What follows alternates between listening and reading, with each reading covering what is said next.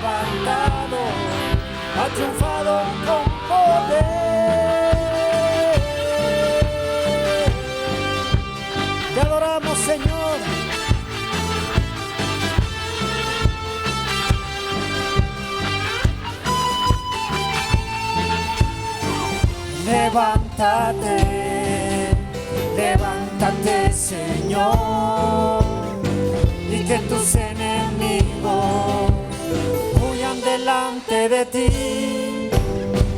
Levántate, levántate, Señor, y que tus enemigos huyan delante de ti.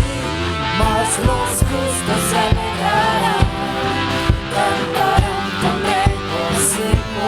El Señor se ha levantado, ha triunfado con poder.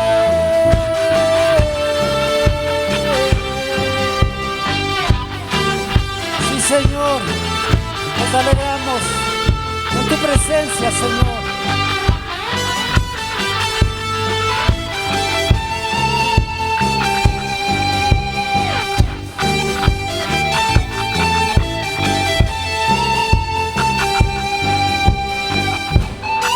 Oh Señor, gracias a su nombre y su pueblo. Bendito sea el nombre del Señor. Sigamos adorándole al Señor.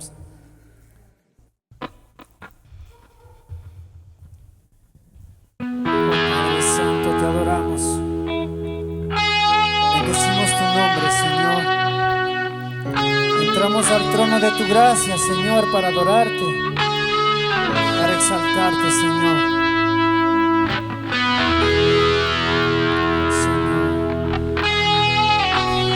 Bendito eres, Señor.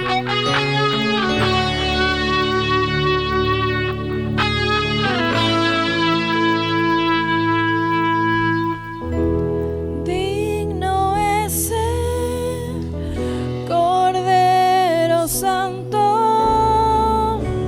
Santo, Santo es Él. Levantamos nuestra alabanza al que en el trono está. Santo, Santo, Santo, Dios Todopoderoso, ¿quién fue, quién es y quién vendrá?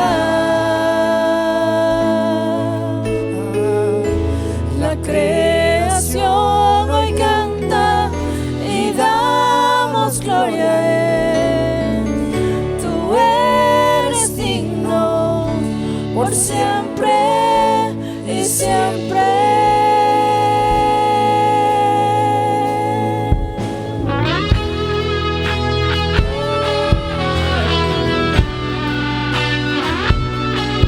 Adoramos, Señor. Decimos tu nombre, Señor. Digno es el Cordero Santo, Santo, Santo es Él. Levantamos nuestra alabanza al que en el trono está. Santo, Santo, Santo, Dios Todopoderoso, ¿quién fue, quién es y quién vendrá? La creación hoy canta y damos gloria a Él. Tú eres digno por siempre y siempre. Santo, Santo, Santo, Dios Todopoderoso, ¿quién fue, quién es y quién vendrá? La creación hoy canta y damos gloria a Él. Tú eres digno por siempre y siempre.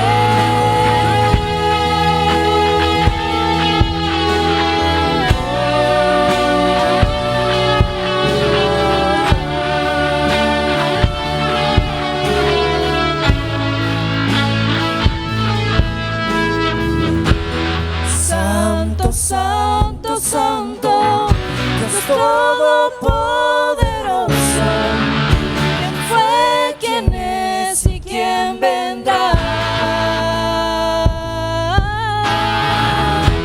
La creación hoy canta y damos gloria a Él. Tú eres digno por siempre. Alza tu voz. Santo, Santo, Santo, Dios Todopoderoso, ¿quién fue, quién es y quién vendrá? La creación hoy canta y damos gloria a Él. Tú eres digno por siempre y siempre.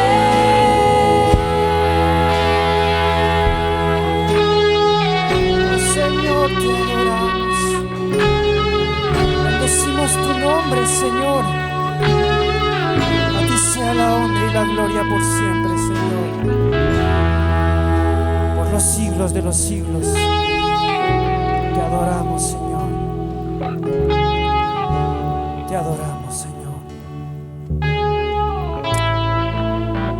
Bendito seas por siempre, Señor. Gracias, Padre, gracias, Hijo, gracias, Espíritu Santo. Amén y amén. Tomemos asiento, mis hermanos. Vamos a pasar a la Santa Cena. Pastor.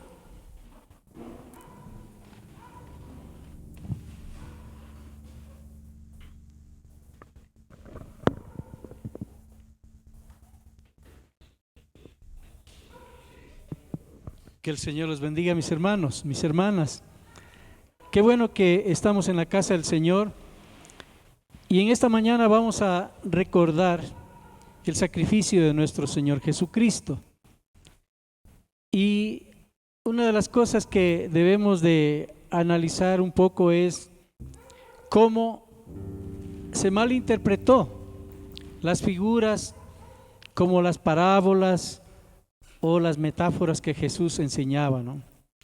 Y una más compleja que se dio en su predicación fue con relación justamente al símbolo de su cuerpo, de su sangre. Porque en Juan capítulo 6, versículo 51, vamos a ver cómo el Señor trata de enseñarnos a través de símbolos que fueron mal interpretados. Dice en el versículo 51: yo soy el pan vivo que descendió del cielo. Si alguno comiere de este pan, vivirá para siempre. Y el pan que yo daré es mi carne, la cual yo daré por la vida del mundo. Si tomamos literalmente estas palabras, sería una locura comerse el cuerpo del Señor Jesucristo, ¿no? Literalmente eso nunca quiso decir el Señor. Y ellos no comprendían porque para ellos no lo querían entender el mensaje espiritual que les estaba dando. Por eso el 52 discuten ellos y dicen: entonces los judíos contendían entre sí diciendo: ¿cómo puede darnos a comer su carne? Entonces Jesús les complica un poco más y les dice: de cierto os digo, si no coméis la carne del Hijo del Hombre y bebéis su sangre, no tendréis vida en vosotros. El que come mi carne y bebe mi sangre tiene vida eterna, y yo le resucitaré en el día postrero. Si tomamos literalmente estas palabras, el error sería nuestro, porque toda la enseñanza que Jesús daba siempre trataba de explicar con cosas visibles, cosas que se manejaban diariamente, y él quería que a través de eso pudieran entender el mensaje espiritual. Entonces algunos se retiraron. Versículo 66 dice: desde entonces muchos de sus discípulos volvieron atrás y ya no andaban con él. En nuestra época vivimos tiempos similares. No queremos entender la palabra, no queremos descifrar la palabra, estudiar la palabra. Hay un vacío tremendo en las iglesias al tratar de solamente tomar las cosas superficialmente, emocionalmente, y no profundamente como quiere el Señor que en su palabra tengamos. Ahora, ¿cuál era el problema? Que simplemente querían mirar las cosas literalmente, sin ningún estudio y análisis. Por esa razón el versículo 63, él les explica: el espíritu es el que da vida, la carne para nada aprovecha. Las palabras que yo os he hablado son espíritu y son vida. Esas palabras que él hablaba son las que transformaban y daban vida eterna. Y ahora también la palabra de Dios es la que nos nutre y nos da la vida eterna.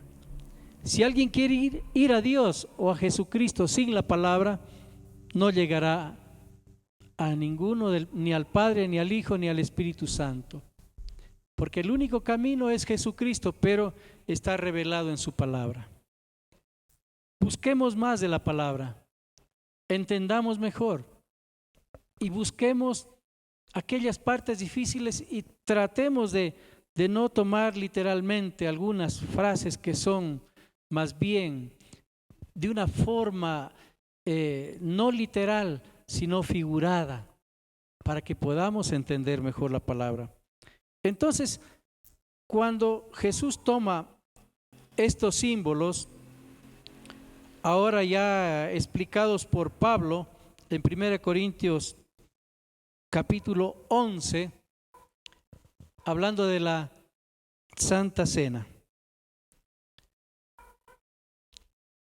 Invito a los hermanos diáconos que nos acompañen para poder compartir esta Santa Cena. 1 Corintios 11, versículo 23. ¿Qué nos dice aquí? Porque yo recibí del Señor lo que también os he enseñado, que el Señor Jesús, la noche que fue entregado, tomó pan, y habiendo dado gracias, lo partió y dijo: tomad, comed, esto es mi cuerpo que por vosotros es partido, haced esto en memoria de mí. Aquí ya Pablo comienza a darle la importancia, a recordar lo que el Señor Jesucristo hizo esa última noche con sus discípulos, esa ceremonia, esa última cena, y lo sigue celebrando tal como Jesús lo hizo, con el pan y con la copa que era símbolo de su sangre. Entonces nosotros necesitamos acercarnos en este momento, no pensando que vamos a comer literalmente el cuerpo del Señor. Eso es algo que se llama una herejía, ¿no? Algo incorrecto. Pero sí decir: yo quiero celebrar esta Santa Cena tomando los símbolos que Jesús mismo, Él declaró que usemos. Y también, lo más importante es la forma en que debemos hacerlo. Versículo 27 dice: de manera que cualquiera comiere este pan o bebiere esta copa del Señor indignamente, ¿qué va a hacer? Será culpado del cuerpo y de la sangre del Señor. Por tanto, aquí nos da la alternativa. ¿Qué tenemos que hacer? Pruébese cada uno a sí mismo y coma así del pan y beba de la copa. Es decir, la salida para nuestro impedimento sería arreglar cuentas con Dios, examinarnos a cada uno. Cada uno sabe cómo anda con Dios, cómo está nuestra relación con el Señor. ¿Le ofendemos y no hemos arreglado? ¿Como que nada? ¿Y queremos participar todavía? Entonces aquí nos da una solución. Pruébese cada uno a sí mismo, examínese para que pueda comer del pan y beber de la copa. Porque el que come y bebe indignamente sin discernir el cuerpo del Señor, la iglesia, la comunión que tenemos, juicio come y bebe para sí. Por lo cual hay muchos enfermos y debilitados entre vosotros, y muchos han muerto, duermen. Entonces, hermanos, es el tiempo de examinarnos, de mirar interiormente cada uno dentro de nosotros mismos y decir: ¿en qué estoy fallando? Y no hacer como que ya me acostumbré, sino decir: Señor, perdóname, es un tiempo en el cual tú quieres ayudarme a seguir de la mejor manera la vida cristiana. Vamos a orar entonces, cada uno delante del Señor nos examinamos.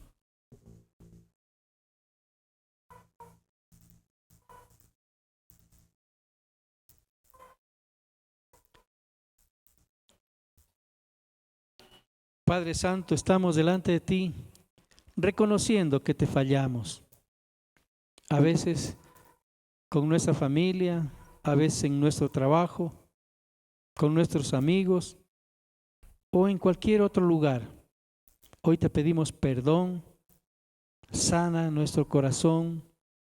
Tal vez hay resentimiento, Señor. Tal vez hay, Señor, dolor profundo por cosas que nos dijeron o nos hicieron. Hoy, Señor, queremos liberarnos de todas estas cargas que hay dentro de nosotros.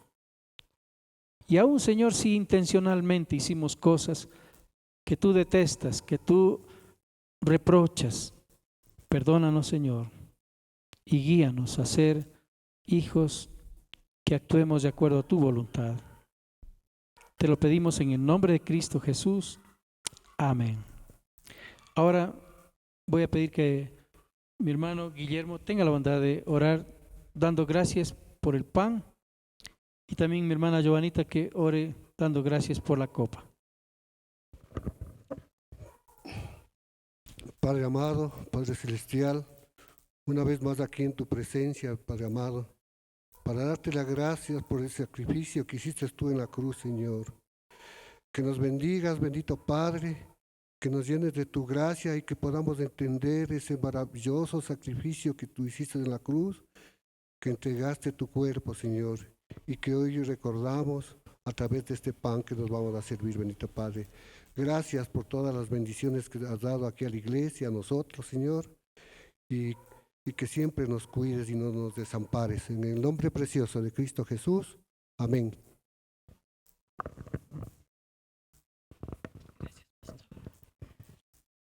Amado Dios Todopoderoso, realmente es un privilegio, es un honor participar de la Santa Cena. Gracias, mi buen Señor, porque usted tuvo un plan maravilloso para cada uno de nosotros. Y ese plan fue salvarnos, regalarnos la vida eterna, esa vida abundante. Gracias, Señor, porque en realidad tu palabra es vida. Tu palabra nos purifica. Gracias, Señor, por ese símbolo precioso del vino, del jugo de uva, recordando cómo usted derramó su sangre para limpiarnos. Y está todavía en la actualidad, también usted está derramando, Señor, su sangre para el perdón de nuestros pecados. Amado Dios, te ruego, Señor, bendiga a esta iglesia amada, que realmente seamos esas luces, esos luminares, lavados con tu sangre, para ser, Señor, un ejemplo para nuestra sociedad. Gracias, mi Señor. En el nombre santo de Cristo Jesús, te alabo, Señor. Amén. Y mientras distribuyen los símbolos, vamos a cantar, vamos a alabar al Señor.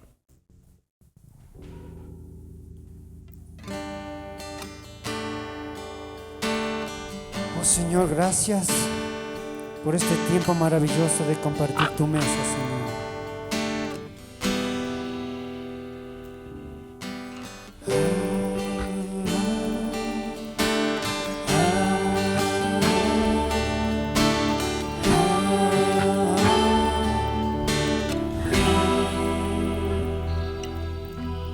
Cuando flaquea mi fe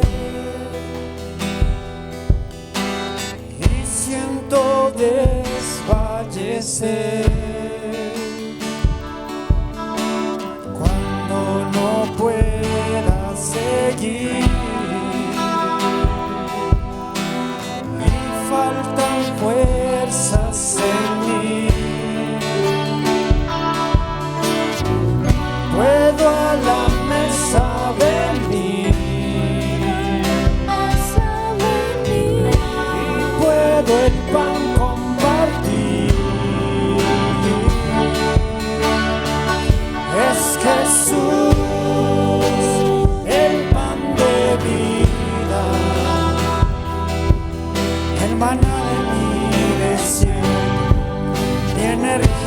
mi sustento es Jesús, el pan de vida, mi necesidad primero, y sin ti yo nada fuera, porque Jesús es pan de vida eterna.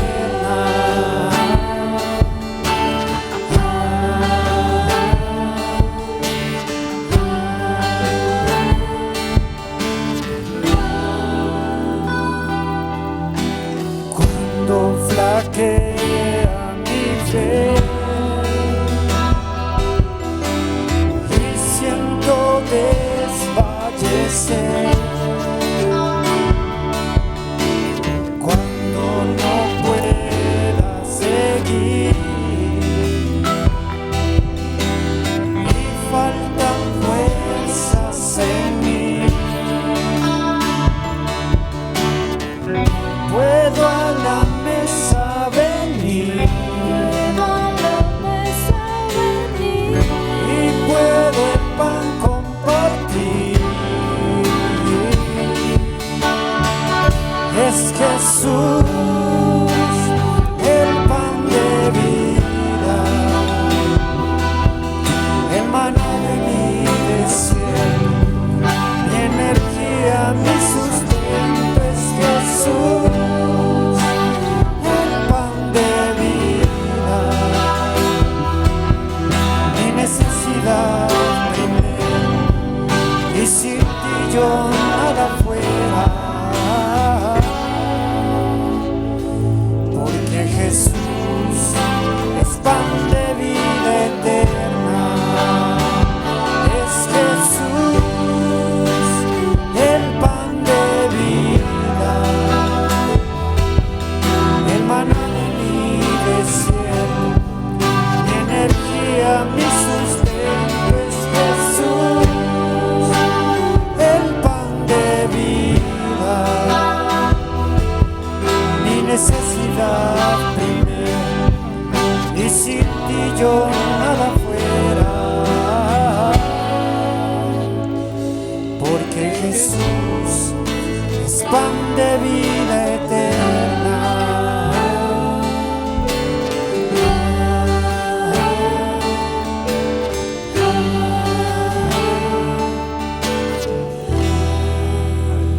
Sí, Señor, gracias. Tú eres el pan de vida, Señor.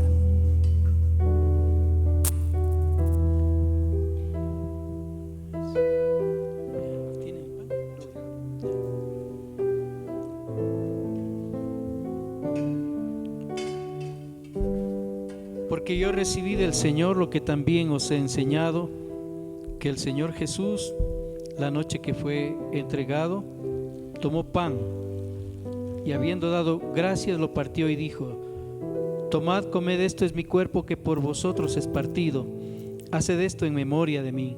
Comamos de este pan que simboliza el cuerpo del Señor y que nos da vida eterna. Amén.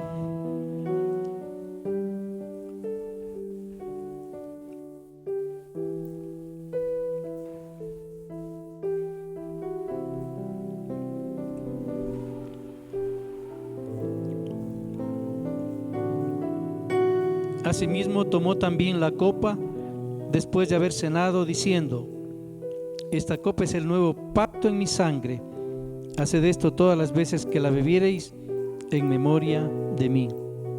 Bebamos de esta copa que simboliza la sangre derramada en la cruz por nuestro Señor Jesucristo. Amén.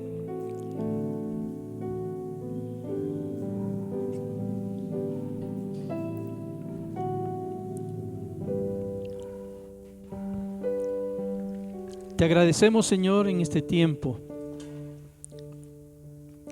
en que podemos recordar tu sacrificio en la cruz.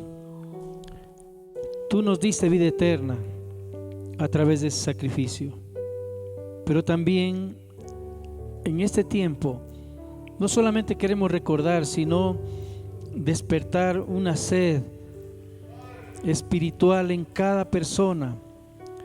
Que tú sigas obrando, Señor, restaurando vidas, transformando vidas con tu poder. Gracias también porque tú extiendes tu mano para obrar con sanidades donde hayan cuerpos enfermos y debilitados. También que tú proveas para cada necesidad en nuestros hogares. Tú eres misericordioso, eres nuestro Dios Jireh, que tú proveerás para cada situación. Bendícenos como iglesia, Señor. Queremos mantener nuestra fe y nuestro corazón siempre despierto hacia tu palabra. Bendícenos, Señor. Te lo pedimos en el nombre de Cristo Jesús. Amén. Gracias, mis hermanos. Vamos a dar paso a nuestro pastor Adrián.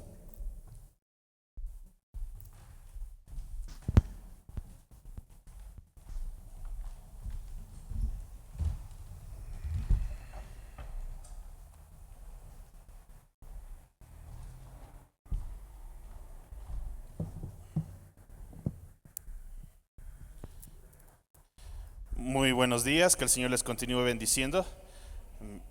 Bienvenidos a la casa del Señor, que el Señor siga obrando, que el Señor siga haciendo de su obra en cada una de nuestras vidas. En este mes de noviembre estamos siguiendo una secuencia muy importante en cuanto a las familias y cómo es justamente ese camino en donde el Señor se va mostrando en cada uno de nuestros hogares desde su inicio. Por ejemplo, la semana anterior el pastor Erwin ya estuvo compartiendo con respecto a la historia, es decir, el origen, cómo el Señor instituyó el matrimonio, cómo fue ese surgir de lo que el Señor estuvo justamente ideando y formando esta familia que sería el núcleo de la sociedad. Muy importante ese término, ¿no? Cabe. ¿Por qué? Porque simplemente estamos diciendo que esta familia llegaría a influir en su contexto. El ser núcleo de la sociedad implica una gran responsabilidad. Es decir, si una familia está totalmente adherida a los principios de Dios, ciertamente será de gran influencia para su contexto, para su barrio, para el resto de familia, para el resto de sociedad, y verán ahí el ejemplo del Señor. Y sin embargo, todos estamos llamados para que cada hogar sea forjado a la manera de Dios. Y ese es el tema justamente en esta mañana, ¿no? Hogares a la manera de Dios. ¿Cómo es que nosotros logramos, una vez que ha sido instituido el matrimonio y la familia como núcleo de la sociedad por voluntad de Dios?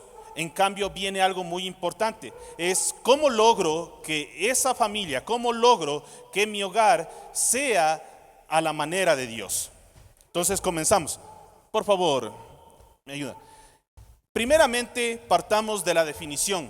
¿Qué es hogar? ¿Qué es el hogar? Lo principal que nos señala la definición, en este caso de la Real Academia Española de la Lengua, es una definición muy sencilla, que es un ambiente familiar. Mire, un ambiente familiar que se desarrolla en la vivienda habitual. Pero, aunque parece para muchos de nosotros muy sencillo definir lo que es hogar, lo que es familia, no lo es. ¿Por qué? Porque ciertos autores confunden y dan lugar ¿a qué? A que sean sinónimos. Por ejemplo, el hecho de decir familia, casa, domicilio, habitación, hogar. Pero a los ojos de la Biblia no es así, sino que tiene una connotación muy distinta. Y hogar principalmente implica el calor que usted puede sentir en su casa, con su familia. El calor, ojo, el fuego que usted puede sentir en ese lugar.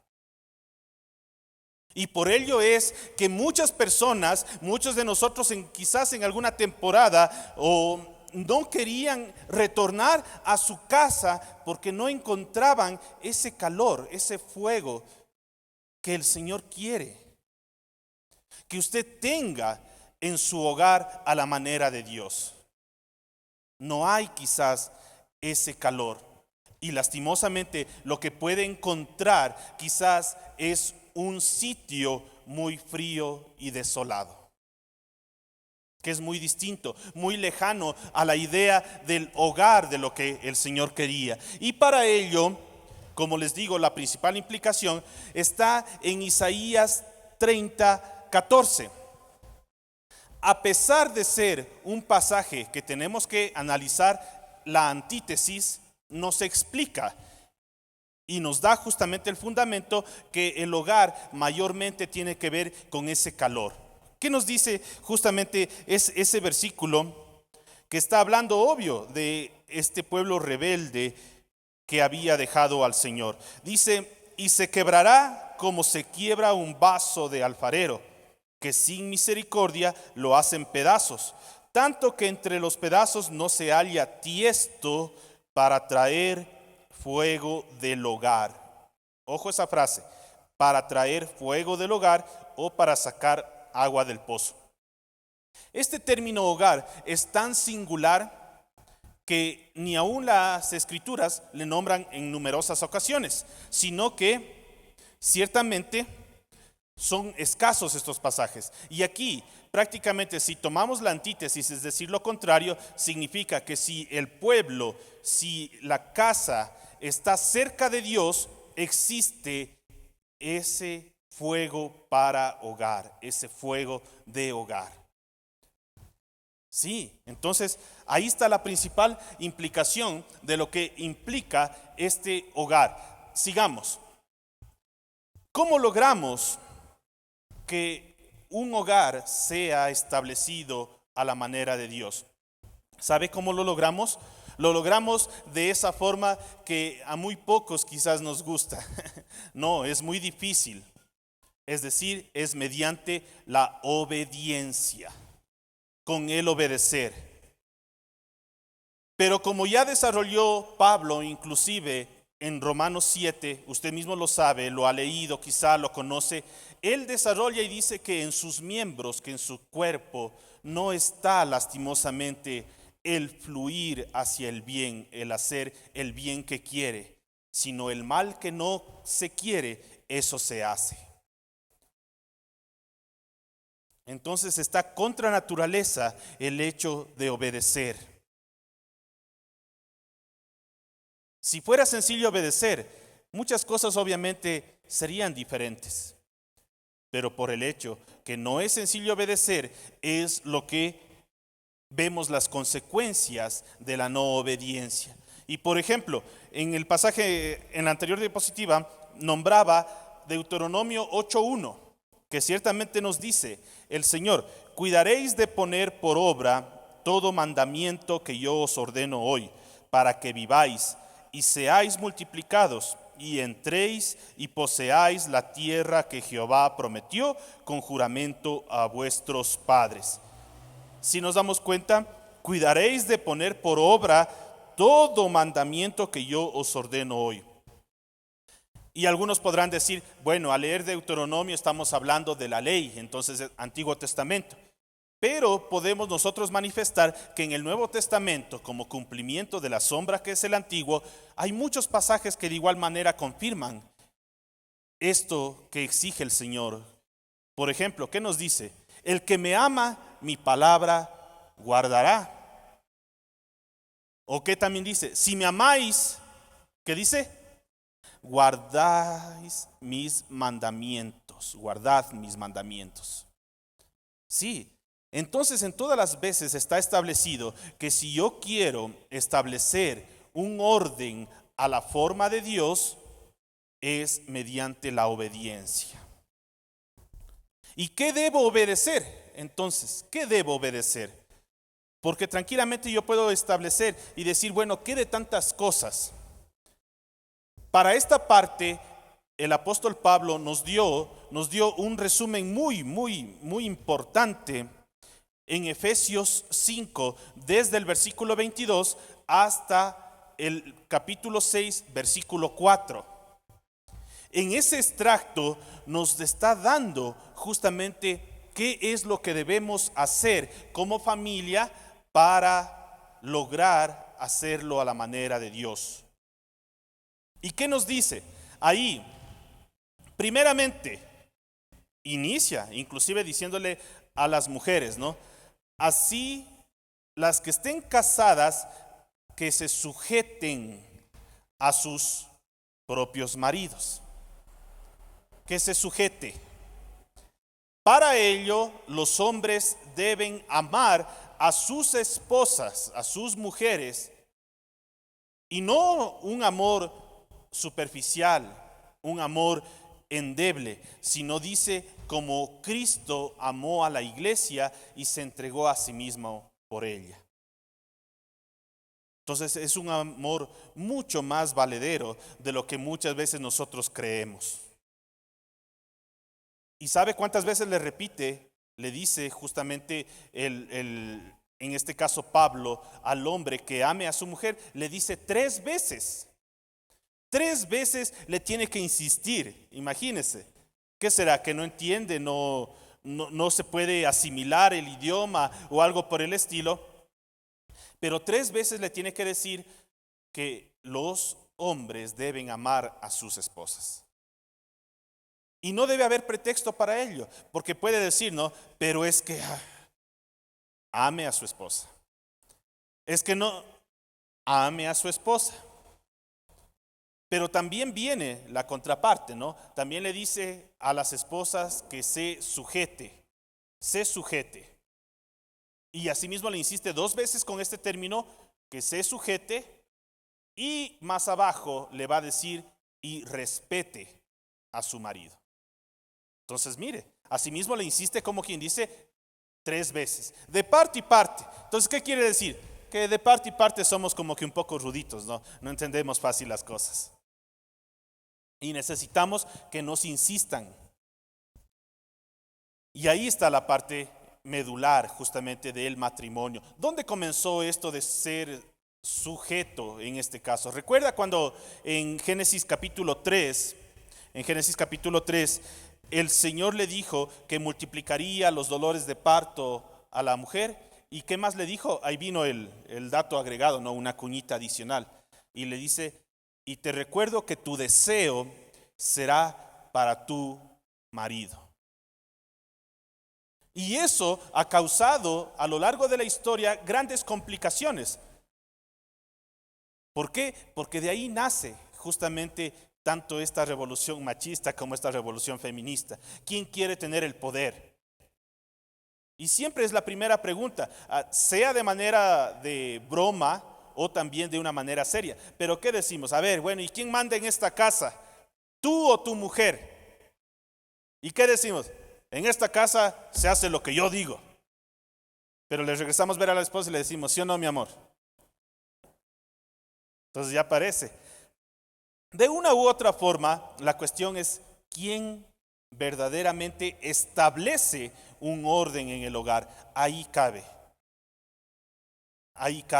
que sea un hogar a la manera de Dios. En Efesios 6, en cambio, ya comienza la otra parte, es decir, la otra sección. Si en el capítulo 5 nos habla de la relación de esposo y esposa, en el capítulo 6 ya habla de padres e hijos. Y ahí está algo fundamental, ¿no? Le dice que ciertamente hijos tienen que obedecer a sus padres porque esto es justo. Es que no, es que mis padres no entienden. Obedezca porque es justo. Imagínese, le da esa razón. No le está explicando. No le está diciendo solo cuando usted esté de acuerdo. Sino le dice, obedezca porque es justo. Sea que queramos o no, sabemos que los años cuentan y la experiencia que tienen nuestros padres, los abuelos, en verdad está llena de sabiduría. y vamos a encontrar cosas que nosotros ignoramos. Hay que obedecer porque es justo. Muchos decimos amar la justicia, pues esta parte es un cumplimiento de esa justicia. Pero así también viene más abajito y le dice, en cambio, ustedes padres no provoquen a ira a vuestros hijos, sino encamínelo en el temor del Señor. Muy importante, ¿por qué? Porque ciertamente significa que no tenemos que hacerlo de una manera emotiva, llevado por la ira, llevado por las emociones fuertes en el momento conciso. Ahora se ha puesto manifiesto, incluso en las redes sociales, como cuando dicen, ¿no? A todos, ¿no?, que conocíamos o no conocíamos del Señor, pero nos pegaban por sílabas, ¿no? Todos tenemos ese recuerdo. Te dije que no lo hicieras. Entonces, todos tenemos esos recuerdos. Pero el factor ahí que estaba de más era la ira, el coraje que no debe existir. Ciertamente debemos ser precursores de la paz. Y dice que la vara y la corrección dan sabiduría. Ahí no dice en ninguna parte el coraje, la ira, la cabeza caliente.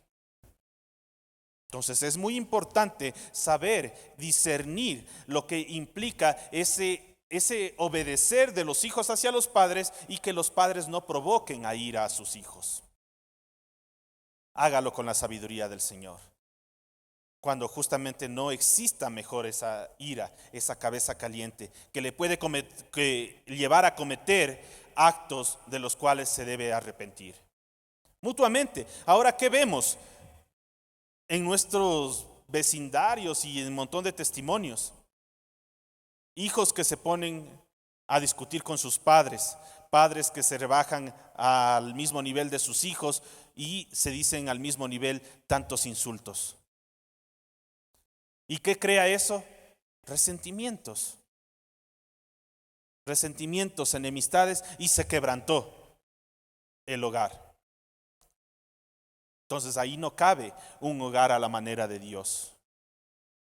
Eso es lo que yo debo obedecer en base a lo que Pablo me dice, esta parte sustancial a nivel espiritual. Pero sigamos. Estos deberes que nos dice Pablo en Efesios 5 y 6 implican ser integrales, porque ahora es momento también de trascender, que no solamente lo espiritual conlleva a esa bendición y a esa sanidad que uno quiere, sino que necesitamos ser integrales, una sanidad integral. ¿Qué significa?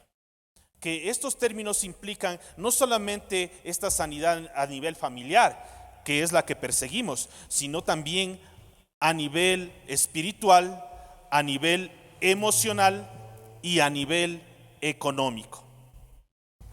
Por eso, los estudios comprueban que cuando una persona o una familia, por así decirlo, está bien en estos 4 ámbitos, es un hogar, es una familia estable, es una familia feliz, es una persona que está bien. Por ejemplo, que está bien a nivel familiar, es decir, todas las relaciones de familia están bien. Está bien a nivel espiritual, es decir, busca continuamente el reino de Dios y su justicia. A nivel emocional está bien, es decir, no tiene esa falta de perdón ni algo en el corazón que esté interrumpiendo la bendición de Dios. Y también tiene claro que Dios es su proveedor y que el ámbito económico no fallará por gracia de Dios. ¿Sí? Entonces ahí podemos decir nosotros que está bien justamente ese hogar.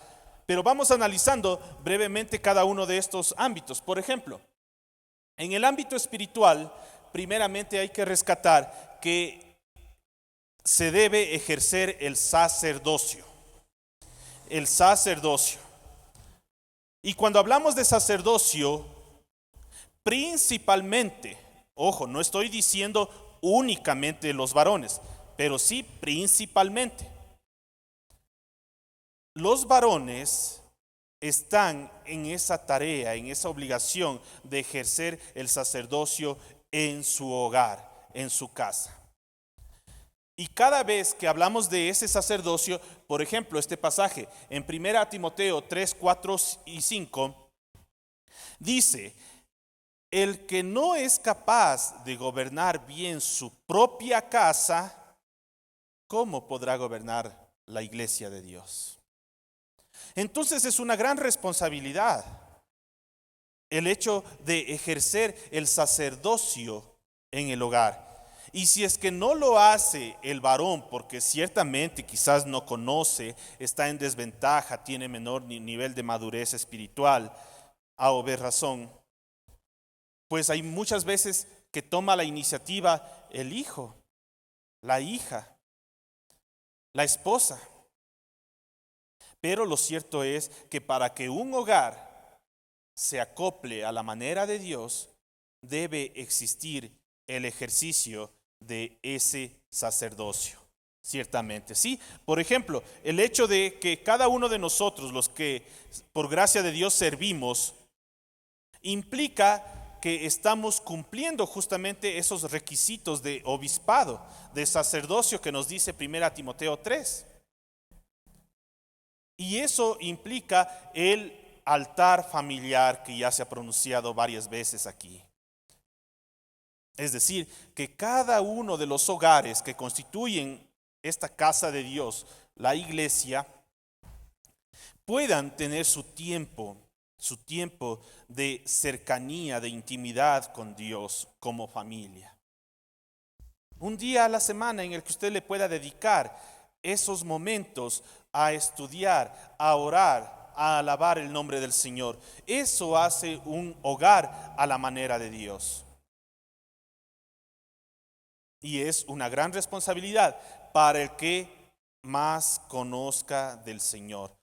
No esperemos que alguien tome la iniciativa si es que ciertamente no conoce o no tiene la experiencia en el Evangelio como desearíamos. Es una obligación de cada uno de nosotros el ser precursor de ese altar familiar. Entonces ahí está la parte espiritual, es decir, edifica el altar familiar. Siguiente, esta parte es muy importante. Incluso como venimos viendo en la iglesia Magdalena Alta, estamos en esos temas que requieren justamente restauración. Y parte de eso es esta parte, este pilar emocional. Por ejemplo, todos nosotros, cualquiera, tiene un modelo que vio desde pequeño de cómo fue desarrollado su hogar. Cómo eran sus padres, cómo fue la relación con sus hermanos, cómo fue la relación entre todos juntos, de qué forma se arreglaban los problemas, de qué forma era el diálogo. Y de esa forma que ciertamente usted tiene ese recuerdo, quiera o no quiera, de cierta forma vino a reproducir ahora en sus nuevos hogares. Consciente o inconscientemente, como se dice. Hay jóvenes, escuche, porque muchos pueden decir, bueno, yo ni siquiera todavía formo mi familia, entonces no hay problema. No, sino que hay jóvenes que les molestaba, escuche bien, que les molestaba cierta forma de ser de su padre o de su madre. Y resulta que ahora se está apareciendo más de lo que quisiera aceptar.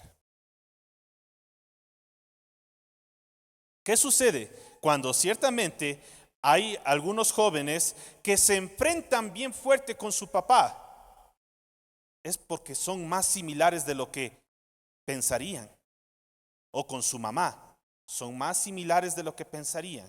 Y por defender sus propios esquemas, ocurre justamente esos desgarros a nivel emocional. Producen grietas emocionales. Grietas emocionales. Y eso no es que se cura solo con decir que no está ahí, sino que va a necesitar un proceso justamente de restauración. va a necesitar ir a la fuente. ¿Qué es lo que generó? ¿Qué le resintió? Para que ahora esté actuando de esa forma. Hay principios que rigen eso, hermanos. No podemos descartar la importancia de lo que implica.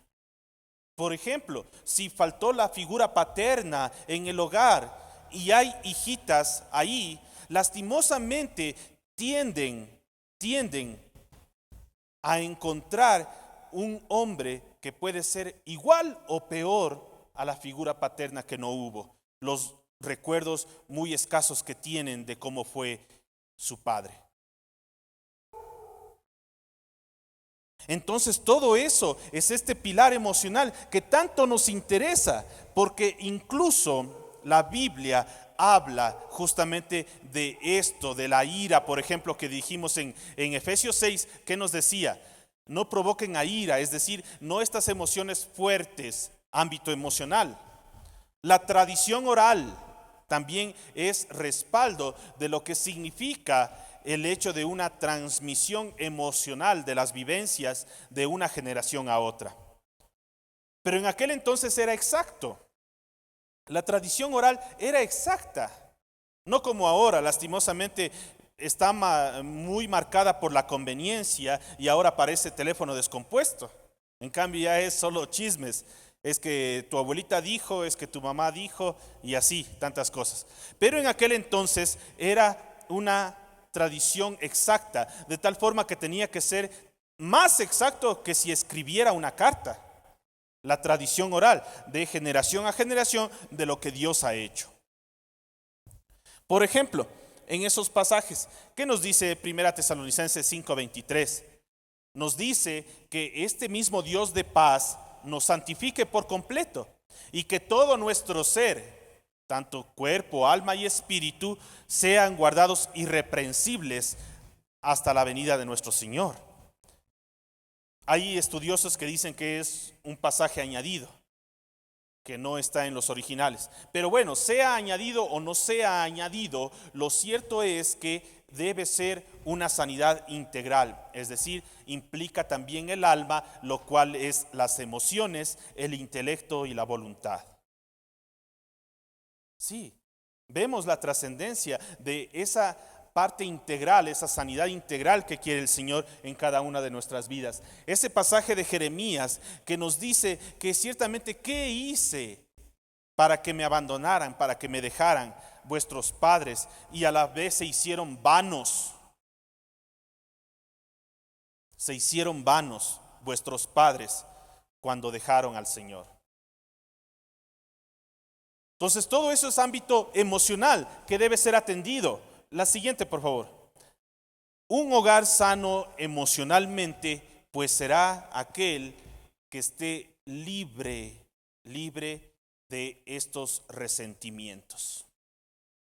Donde no exista falta de perdón. Hermanos, quizás no vemos aquí que estamos sentados, pero usted sabe, hijos que no visitan a sus padres por grandes cantidades de tiempo. Hijos que ciertamente aborrecen a sus padres porque algo les resintió en alguna temporada y no quieren saber de ellos. Padres que asimismo se resintieron con sus hijos y no realizan ni una llamada porque están resentidos e hicieron como si no existieran los hijos. Hermanos que no se hablan entre sí. ¿Será eso un hogar emocionalmente sano? De ninguna manera. Entonces, como nos dice el autor de Hebreos, no deje que esas raíces de amargura germinen de tal manera que contamine a los que están alrededor. Muy importante atender ese pilar emocional. Es necesario que cada uno revise, junto con el sacerdocio espiritual que está ejerciendo, revise también que las relaciones entre familia sean sanas, que exista ese perdón, esa restauración. ese deseo de cada uno de los miembros para estar compartiendo como hogar. Que sea grato para cada uno el estar compartiendo en hogar. Que sienta la calidez de lo que significa el hogar. Y el siguiente pilar, ya para ir aterrizando. Esos versículos que están ahí son bastante fuertes y sobre todo por nuestro contexto. Tenemos que darnos bastante cuenta, digámoslo así, el asunto del contexto nuestro, porque podríamos decir, aquí estamos lastimosamente en un país donde la inflación, la tasa de desempleo es muy alta, es muy difícil encontrar un buen trabajo. Hay jóvenes que se han matado estudiando y tienen un buen título y sin embargo no están ejerciendo. Y viceversa, hay en cambio jóvenes que lastimosamente no han dado lugar a las oportunidades para estudiar y ser bien formados y están en buenos cargos por una palanca que les ayudó. Qué lastimosamente podemos ver ese ejemplo del contexto en el que vivimos. Pero aún así, la clave está en no quejarse, sino más bien reconocer que es Dios quien provee, que Él será quien supla sus necesidades.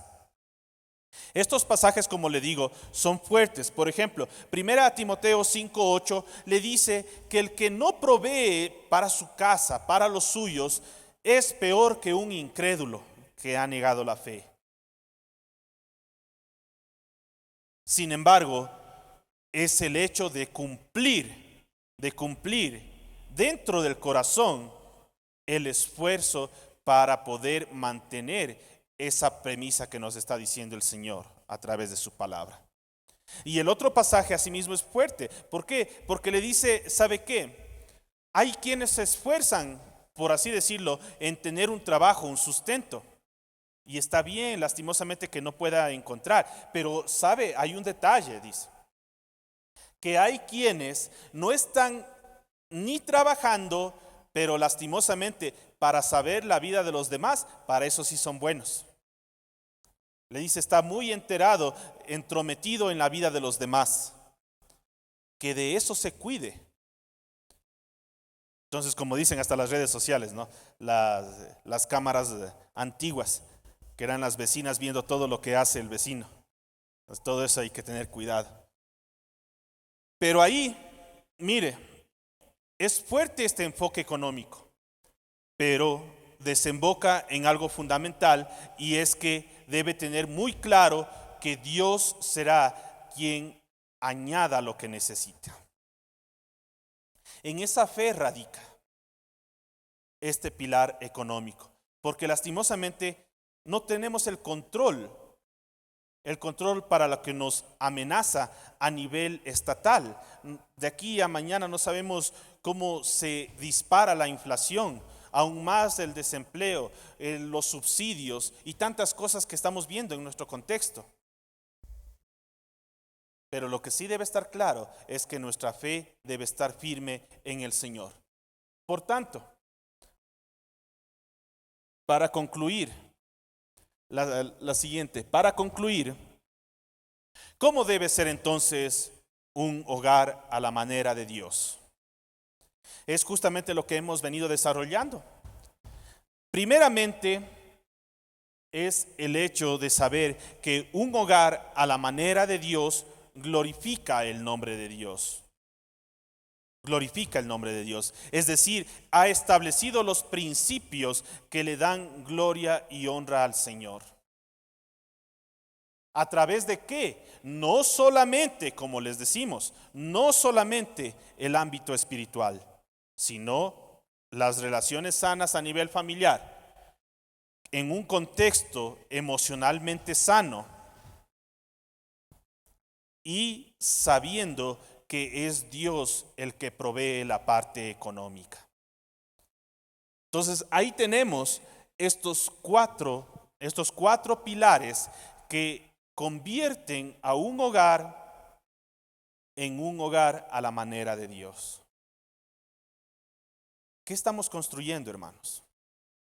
Tanto hijos, hermanos, padres, madres, y aún aquí, como decía el pastor Iván, y aún aquí como hermanos, como casa de Dios, ¿qué es lo que construimos? Es muy interesante saber que somos llamados a que el Señor obre por medio de cada uno de nosotros y establezca ese orden. Pero tenemos muchas cosas detrás de nosotros. Tenemos un pasado escondido quizá, que debe ser sanado, que debe ser resuelto. Y esos principios por eso se cumplen. Hay cosas en las que soy más vulnerable que en otros aspectos. El Señor quiere sanar y el Señor quiere establecer un hogar que sea sano integralmente. Amén. Pongámonos de pie.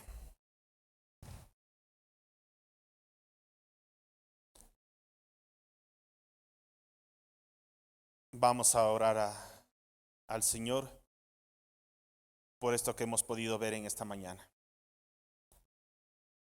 Bendito Señor, Padre nuestro, le damos las gracias, Señor. Gracias, amado Padre, porque hasta aquí nos tiene con bien, Señor. Y si nos tiene con sanidad, Señor, es con un propósito, Señor. Y si usted nos ha hablado en esta mañana, Señor, con respecto a cómo debe ser un hogar que sea sano integralmente, es porque, Señor, quiere que su iglesia glorifique su santo nombre. Necesitamos hogares que sean una reproducción de lo que usted quiere, Señor, de lo que usted ha mandado en su palabra, Señor. Que estos hogares, a la manera de Dios, resplandezcan y puedan influir en su contexto, Señor. El hecho de influir en la sociedad, Señor, es un objetivo que muchos ministerios y como iglesia nos hemos planteado, Señor. Pero ¿cómo hemos de influir, Señor, en la sociedad si quizá no hemos atendido alguno de estos pilares, mi Señor? Y quizás solamente diciendo que el pilar espiritual es el único y más importante y trascendente y que debe ser atendido, hemos descuidado los otros, Señor. Tenga misericordia de nosotros, Señor, y ayúdenos, mi Señor, a cumplir su voluntad.